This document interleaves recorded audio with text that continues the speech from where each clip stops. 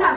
ఇది కేవలం ఒక పండుగ కాదు, ఇది లక్షలాది మంది స్వతంత్ర సమర యోధుల త్యాగాలను గుర్తు చేసుకునే పవిత్రమైన రోజు.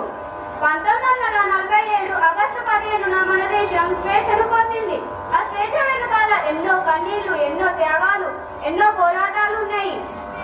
మహాత్మా గాంధీ, నేతాజీ సుభాష్ చంద్రబోస్, భగత్ సింగ్, సర్దార్ వల్లభాయ్ పటేల్ వంటి మహనీయులు తమ ప్రాణాలు సైతం దేశం కోసం అర్పించారు. మహాత్మా గాంధీ అహింస సిద్ధాంతంతో ప్రపంచాన్ని ఆకట్టుకున్నారు. నేతాజీ సుభాష్ చంద్రబోస్ దేశభక్తి జ్వాలలను రగిలించారు.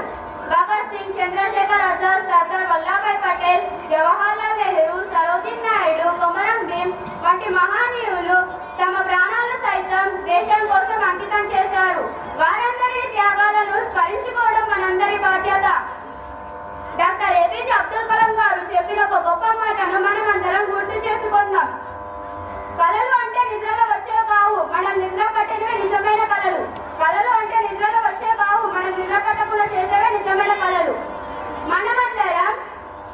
మనమందరం బాగా చదవాలి, కష్టపడి విజ్ఞానాన్ని సంపాదించాలి.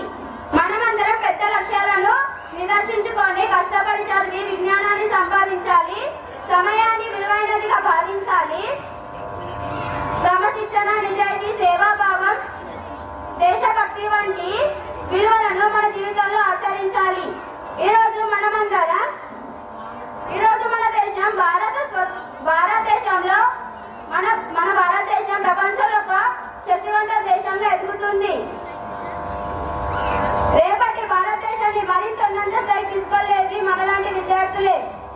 జిల్లా పరిషత్ ఉన్నత పాఠశాల మౌలంపల్లి విద్యార్థులమైన మనం కూడా కష్టపడి చదివి విజ్ఞానాన్ని సంపాదించి పెద్ద లక్ష్యాలను నిదర్శించుకొని మన పాఠశాలకు, మన గ్రామానికి, మన దేశానికి, మన రాష్ట్రానికి మంచి పేరు తీసుకురావాలని ఈ వేదికపై చిన్న ప్రతిజ్ఞ చేద్దాం.